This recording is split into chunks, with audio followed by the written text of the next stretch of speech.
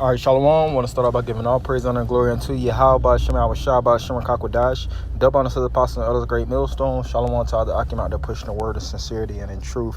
Yeah, I just wanted to do a lesson on leveling up, getting to that next level of yourself, and that's one of the things we should, cover the most, leveling up, increasing in our wisdom, knowledge, and understanding, our faith, our humility, just reaching the next version of ourselves.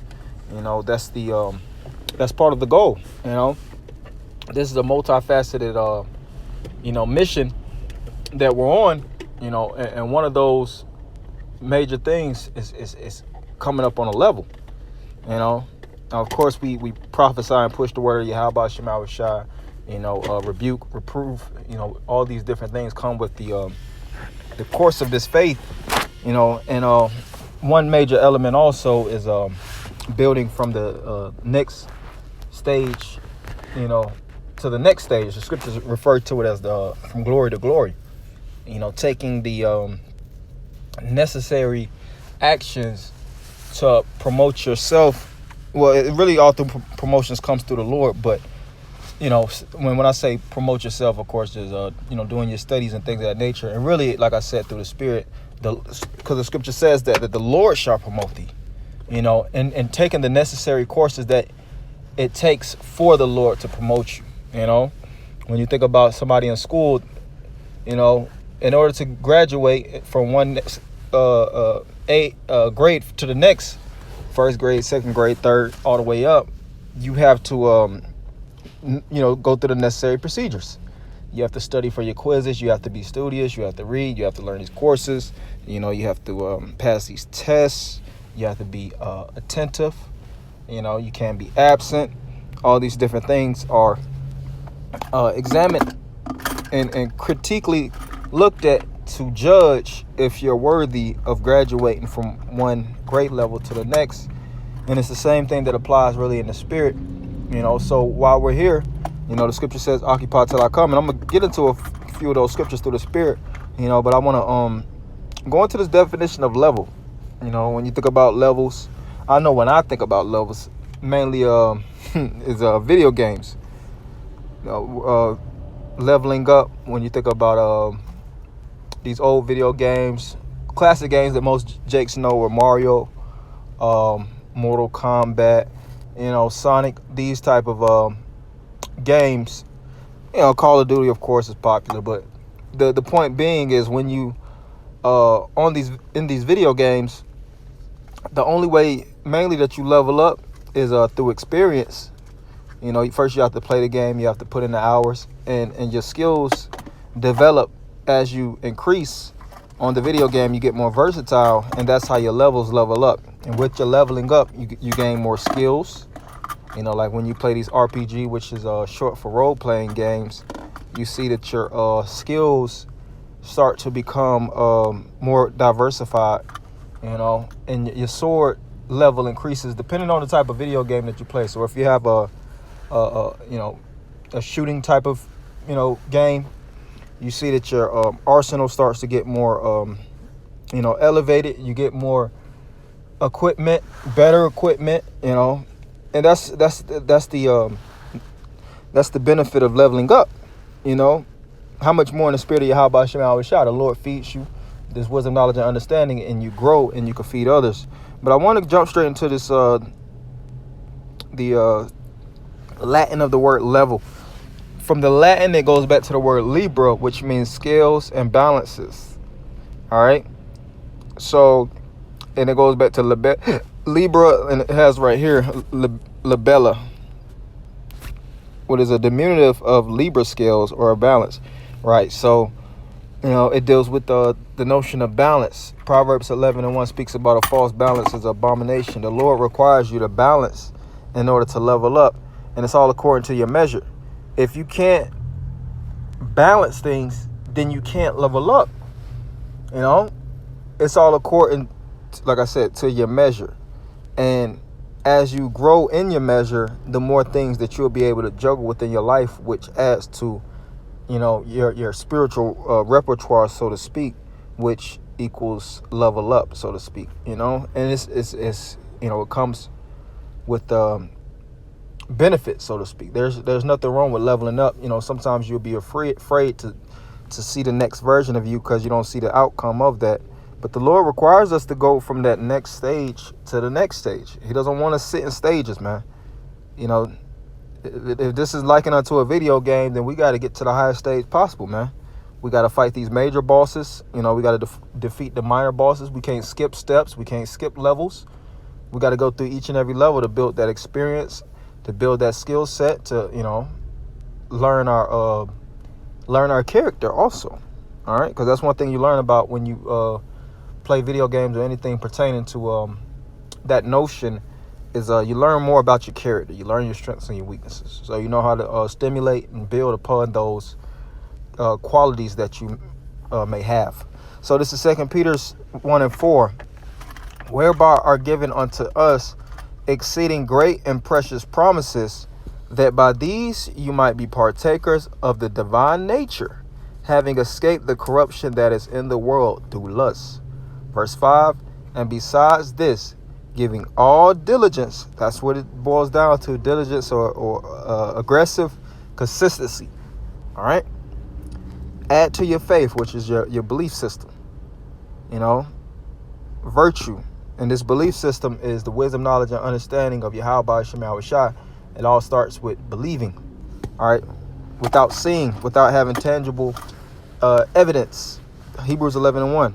And the virtue, then the virtue translates into the knowledge, like it says, and to virtue, knowledge, and knowledge is the essence of knowing, all right. And then from knowledge, it tells you that in Proverbs, if I'm not mistaken, 4 and 7, it helps to your wisdom as well as Proverbs, the first chapter. It says wisdom is the principal thing, therefore receive wisdom. All right. And when you look up wisdom is the application of things learned. So your knowledge translate unto wisdom when you go through experiences. All right. So, and to knowledge, temperance, and to temperance, patience, and to patience, godliness. Right. So the temperance deals with the balance. The patience deals with the sufferings. All right. And we have to be patient in our sufferings because the Lord is doing something. The Lord is processing us. The Lord is priming us. He's pressing us. Just like Yahweh Shah when he was in the Garden of Gethsemane. He was being pressed. All right. He was being battle tested. All right. And he persevered, which gave him that title, all right, of basically, being the Lord of Lords, King of Kings. I mean, of course, he was the Lord of Lords, King of Kings prior to that, through predestination. But it solidified his path when he had to go through these different things, and he had to drink of the cup of death, and he had to rise, and he had the keys of life and death. All these different things came with the Lord being pressed, all right. And you see his passion. The word passion goes into paisio, which means pain, grief. All the things he suffered, he bore it unto the point of his death. So we're going to bear these different things, and we got to bear it, and we got to level up while we're bearing it. That's the thing about it.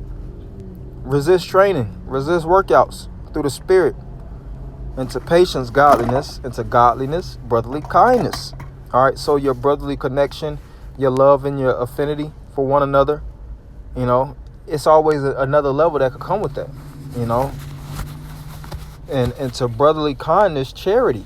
All right, so your charitable works, the good will that you do towards your brethren, and doing things without a spirit of ill will. The Lord loves that, man. It tells you that in Psalms 133:1, how great and how beautiful is it for brethren to dwell together in unity. The Lord wants us to dwell together in a unified front, man, without schisms, without backbitings, without all these different problems and contentions arising amongst us. And it takes that leveling up, understanding one another, understanding our differences, and putting these different things to the side, because we are just men, you see?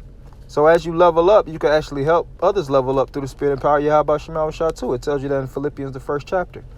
All right, for if these things be in you and abound, which abundance and the act of abounding is a process of growth. All right. I sometimes think about the caterpillar butterfly mechanics. You see how the caterpillar will basically swindle and secrete basically that hardening net, and it'll lay there dormant, and it'll cocoon, which is the cocoon. All right, it'll cocoon itself for a span of time until it breaks out of that shell, and it goes through what is called, of course, a metamorphosis.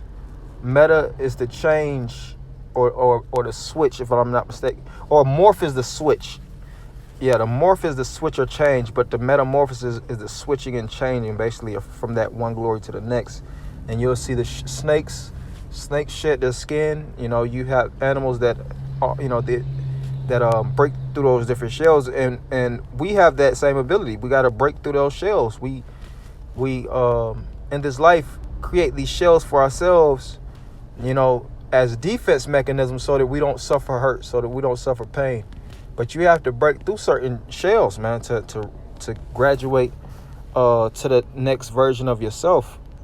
And like I said, it comes from fear, and we shouldn't fear anything, man.